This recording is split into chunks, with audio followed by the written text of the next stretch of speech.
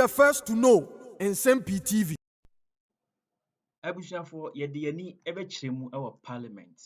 Ɛnyina nim sɛ parliament budget debate ne ɛkɔ so na uduru hɔ a in fact speaker Bagbin ɔno abɔ ne nsɛm ɛde ama ɛyɛ Kojo Oppong from the mighty minority side. In fact, wama NDC for who say yes, they are on the wrong path in their budget. Promises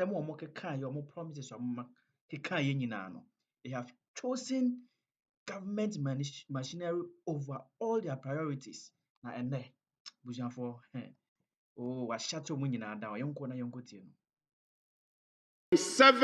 What he and his boss have done differently is that they have proceeded to adjust the national accounts and adjust the primary balance for numbers that they themselves claim they have not audited. I'm happy he's coming back into the chamber. So the difference is that you have proceeded to adjust the national accounts with figures that you are confessing you have not audited. Who does that? And that is why we are telling you to hasten slowly. Mr. Speaker, he says they have indexed leap to inflation. He goes on to say that they have provided dedicated funding for free SHS. Honorable Deputy Minister, you did not index leap to inflation. The MPP government that just did indexed leap to inflation. You did not do it. You did not do it. Don't take credit for what you haven't done. Also, you claim there was no dedicated funding for free SHS, and you question whether the erudite Abeno Osei-Asare has read the budget. I regret to inform you, you probably haven't read your own budget. You haven't read your own budget. Because if you have read your budget, you will find out that the dedicated funding for free SHS was a goods and services allocation of ABFA.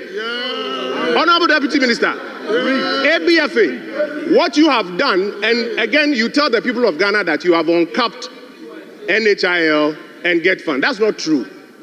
Let me show you why it's not true. It is the Earmarked Funds Capping and Realignment Act. What that law says is that you cap 14 funds. And if you find that any fund requires its full allocation, you restore. That's what you have done. If you wanted to uncap, you know what you do? You repeal the whole legislation. Why have you not uncapped all the 14 funds? This will be nothing to write home about. You told us between pages 3 and 20. You told us between pages 3 and 22 of your manifesto that your economic program, Honorable Deputy Minister, let me have your attention. You told us that your economic program will be built on 3 foundational pillars: the economic transformation agenda, the economic recovery program, and the 24-hour economy. Right at the dispatch box, your boss, the finance minister, has admitted that the 24-hour economy part of it, they are not ready to even lay it before this house. Sunday, you brought in Mr. Guzitando to do an informal presentation, and he himself admitted that he has some further work to do, and then he will bring it here. You have brought us an economic policy. The economic recovery program, that's the foundation. The 24-hour economy, that's the foundation. You have not finished preparing it. Who built the first floor when they haven't built the foundation? Which contractor built the first floor when they haven't built the foundation? And let me show you the effect. That is why when we go into your economic policy, there's no coherence with your manifesto. You made 273 economic promises in your manifesto, 273 of them. If we prorate your 4-year period, each year you should be doing about 68 of them. Do you know how many of your economic promises you have responded to in this first economic policy? Do you know the number? I'm not sure you have read the budget. You haven't counted. You only responded to 25 of your economic promises. Mr. Deputy Minister, that is just about 36%. If you continue at this rate, by the time this year is over and by the time your tenure is over, you will be doing less than 20%. And let me tell you why. Because even when you roll out programs as government, not all of it succeeds. I've told you that we've been in government before. The MPP in the first year rolled out free SHS, 1D, 1F, 1 village, 1 dam.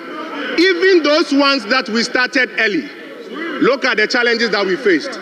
And so, Honorable Deputy Minister, we are drawing your attention, this is free feedback to you, that you need to find more coherence between your economic policy and your own manifesto.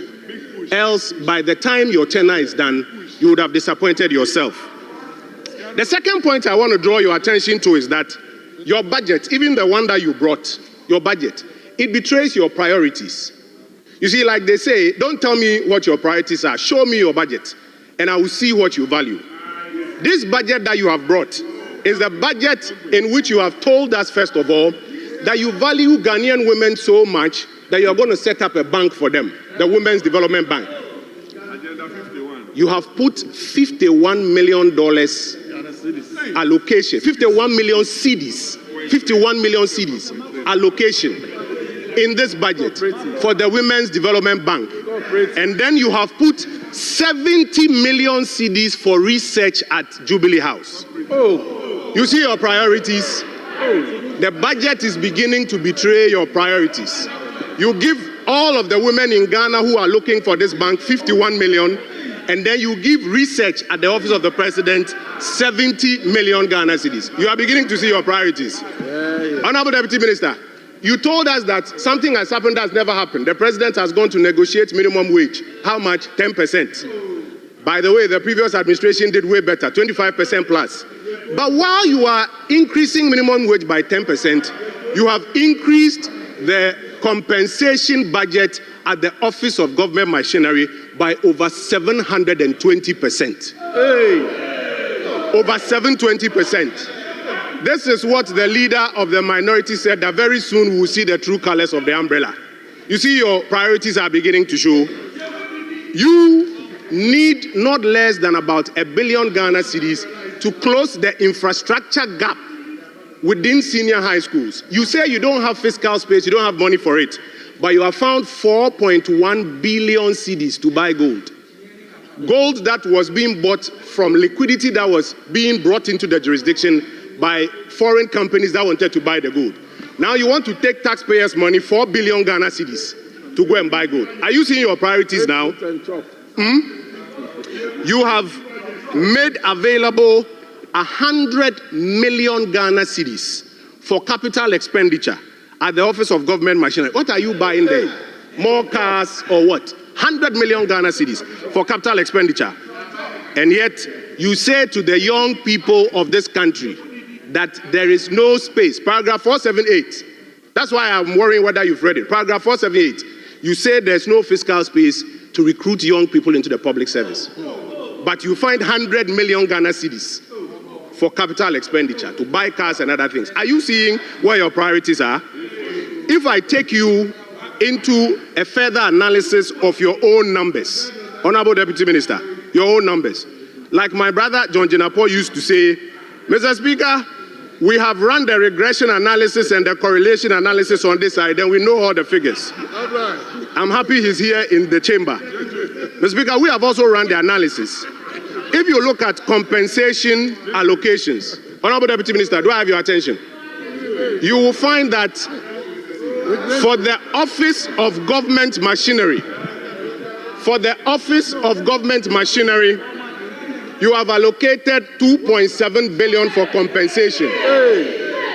By the way, when it was 327, you used to complain and do press conferences. Now it's 2.7 billion. But what is even more worrying, the economic sector ministries, 7 of them, the ones that are responsible for generating growth, expansion of the economy and jobs for people, you have given them a paltry 2.2 billion Ghana cedis. You value Office of Government Machinery compensation more than 7 economic ministries. You were telling us a few minutes ago that infrastructure is the most important thing. While you have made available 2.7 billion cedis for compensation at the Office of Government Machinery, Honorable Deputy Minister, if you check your budget, the numbers, do you know how much you have given for compensation for the infrastructure sector ministries? A paltry 700 million Ghana cedis. So your budget is showing your priorities. But even more importantly, I keep reminding you that the most important things that the people of Ghana are looking for, improvement in cost of living. Between the State of the Nation address and your economic policy and your budget, you have conveniently forgotten about them. You told us that you were going to use the special petroleum levy to cushion people who buy fuel from increased fuel prices. Between SONA, budget, and economic policy, you have conveniently forgotten about it. Today, you have increased the cost of gas, which is used for producing electricity, from $7 per MMBTU to $8 per MMBTU. You know what it means. What it means is that the cost of power produced is going up. Then to add insult to injury, you have added to it that every 3 months there will be adjustments in utility tariffs. So what is going to happen is that utility tariffs are going to go up every 3 months. Is this the reset that you promised the people of Ghana? You told everybody that food inflation was so high it needs to be dealt with. My uncle is here. He has rolled out an interesting program which looks very much like planting for food and jobs. You are going to give support to farmers to increase production. I'm giving you honest feedback. The outstanding items like porous borders, transportation challenges, liberalized pricing regime at our markets, the program that you are talking about doesn't address it. So food inflation, you have not done anything about it. Transportation. Today, the Minister for Transport is now asking transport unions that they should hold on with transport fare increases. Because you haven't, as a government, introduced any policy to deal with it, despite what you told the people of Ghana. And so, my brother, the economic policy you have brought, it doesn't respond to the key issues. Worse is that you have introduced new taxes that will worsen the cost of living. The growth and sustainability levy that you have introduced from 2026, 2027, 2028 is going to affect banks, non-banking financial institutions, insurance companies, telecom companies, breweries, oil marketing companies, companies and institutions registered under SEC, electronic money issuers, and all other companies that are not within category A and B. I can give you a copy of Act 1095. By 5%. All these industries, they are going to pass the cost on to the average Ghanaian, and cost of living will go up. So the most important thing to the people of Ghana, cost of living, you have not tackled it. My final point, Mr. Speaker, and I'll take my seat. You see, when you gave all of these policies to the Ghana Statistical Service and the Finance Ministry people, they marked it. And they said that they project that it will lead to 4.4% growth in the economy. The economy that you said was criminally managed. The economy that you said was a crime scene. It did a modest 5.7. Remember that in the first 3 years before COVID, we were doing 7%. When the recovery happened, 5.7.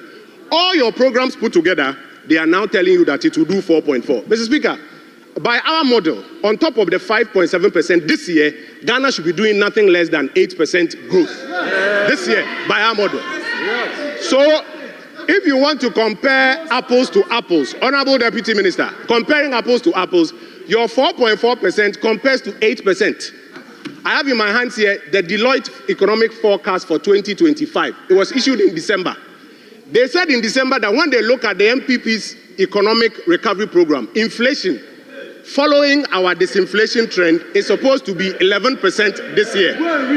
This year. 11% this year. You promised a reset that you are going to do better than us. What is your figure? The same 11%. How? You should be doing 7%. Yes. Don't forget that in 2019, the MPP did 7.9% inflation. This is after 2 years of single-digit inflation. And so respectfully, I beg of you, if you listen to the feedback, your overall performance as is being marked by the Finance Ministry and the Ghana Statistical Service, you need to up it a little more. Mr. Speaker, I will conclude by these comments. In fact, some more data we have. The Office of Government Machinery used to be the 7th highest expenditure item. Today, because you have inflated it, it is now the 5th highest. It is higher. It is higher. It is higher than local government. It's even higher than roads and highways. Mr. Speaker, to conclude, we call on our colleagues on the government bench, try and find coherence between your economic policy and your manifesto. Else, you may not hit 20% and you disappoint yourself. Number 2, go back into the budget and let your money follow where your words have been. The big things that will create growth and expansion of the economy, put money behind them. And Mr. Speaker, the very final point, it's not too late. You have some time. we have 3 weeks before appropriation. Just like how the finance minister came back to correct himself that he wants to amend the Income Tax Amendment Act to actually include betting tax, you can still come back and make corrections, and we in this mighty minority will support you to pass that budget. I thank you, Mr. Speaker, for the opportunity.